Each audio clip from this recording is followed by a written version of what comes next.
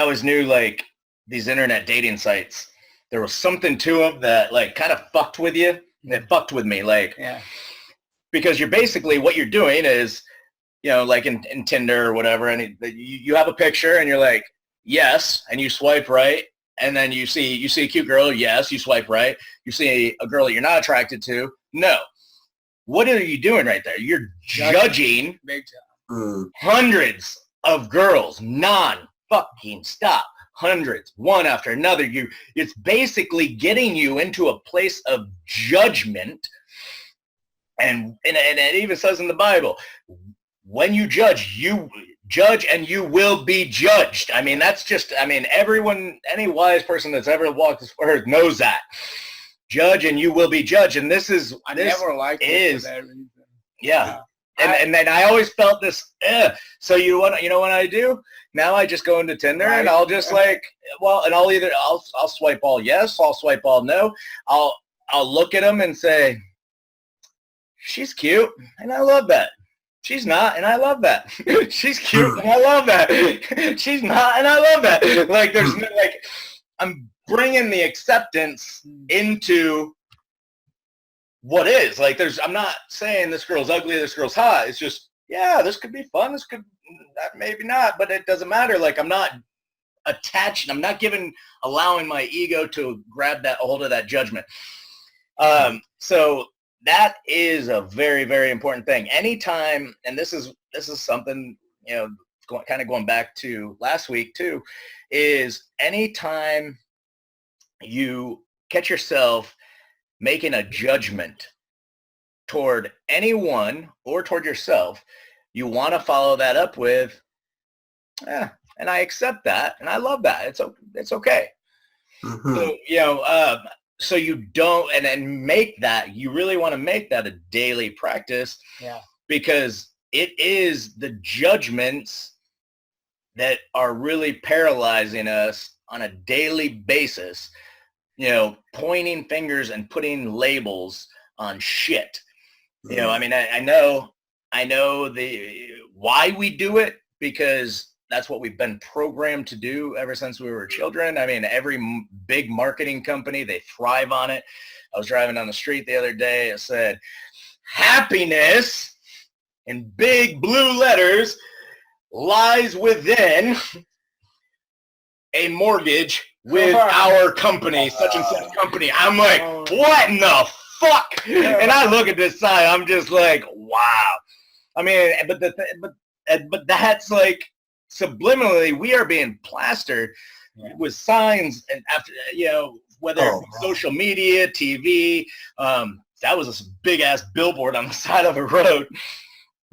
But there was just a perfect example of how we are conditioned to judge. Like we basically what that sign is saying, subliminally is basically what that sign is referring to is you cannot be happy unless you get a mortgage with our company. And if you are not conscious while you're driving down the road, you'll probably be looking around and you'll probably see that sign. And guess what? If you're not consciously and fully awake and aware, you see that sign and the ego sees it. Oh, happiness. Get that mortgage. Get that mortgage. But the thing is, the ego doesn't say, oh, you need to go and get a mortgage. What the ego says is it kind of looks back in your train of thought and anything. There's nothing going on with mortgages, but you know what? Oh, you don't have a mortgage. You can't be happy.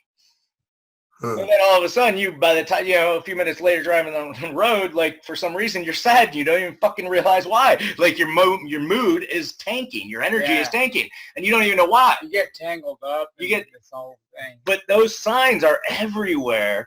And that's why it's so important to remain conscious and stay awake. And staying awake means constantly challenging ourselves, constantly doing anything that is uncomfortable so we can... because when we do things that are uncomfortable, it kind of forces us outside of our comfort zone. We push ourselves and then we just do it anyways, even in the midst of the fear. And by doing that, we feel more alive. We feel more energy. We feel awake, right? Like we just get this high on life when, you know, if you're terrified of jumping out of an airplane, you go jumping out of an airplane. You might be terrified up to the point, but when you after you jump out of the airplane, you're just like free as hell, and you're just smiling, you're feeling great, and you're having a blast. You're like, oh my God, that was the most amazing thing. You know, when it comes to dating, when it comes to women, when it comes to, you know, all the guys that I've worked with over the years, one of the big common threads, yes, they all had a really shitty mindset. But beyond that mindset, one of the other really big common things is they don't push themselves outside their comfort zone very much at all. They've literally bought into society's bullshit trap of seek after that safety and do what's comfortable, you know, do the right thing, stay within the lines and follow the little yellow brick road, and you're going to be happy. And that's why a lot of my clients will, you know, get good jobs, get into good jobs, be successful, make financially, but they're fucking miserable. It's because they are not blasting through their own path and creating their own path, their own way. They're basically going through it. The longer you are on that yellow brick road, doing what everybody else wants you to do, saying what everybody else wants you to say, dressing like everyone else wants you to dress like, behaving, everything, thinking like everyone else wants you to think. The longer you do that, the more asleep you become. And the more basically on autopilot you are living. So you're not actually living. You're existing.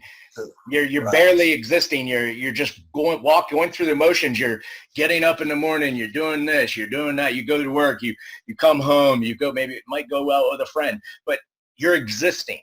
And that's a huge thing that I've recognized with my clients. And I mean, it's obvious that if you spend a lot of time on the computer communicating with a digital object that is not life, not actually going out and having human connections, it's obvious that you're going to kind of feel a little bit, eventually you're going to start to feel awkward around women, around people in general.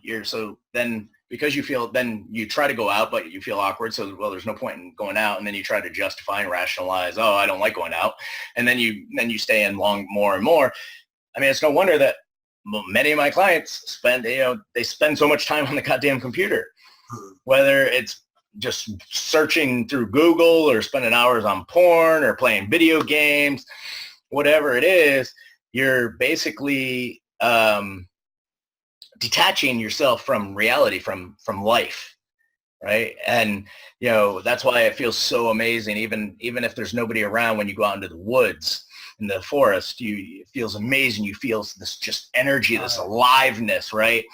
This sense of peace. It's you become one with the life.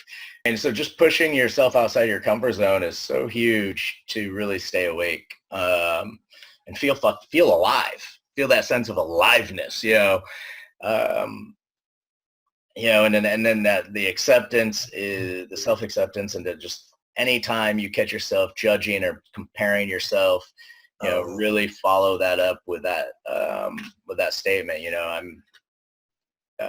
And I accept that, and I love that, and it's okay, whatever, I don't give a fuck. Like, hey buddy, I hope you enjoyed that. I'm posting videos more frequently now, so if you feel you got some value out of that and would like to check out some of my other stuff, be sure to subscribe to my channel, leave a comment below, and don't forget to click on that little bell icon on your screen so you can get a notification the next time I post a video. Also, if you'd like more information on how to attract women naturally using the laws of attraction, be sure to check out my 6-step manifestation series below in the description. For a limited time, I'm giving it away absolutely free. Inside, I'll show you the exact 6 steps that I personally use to attract women to me over the last 20 years.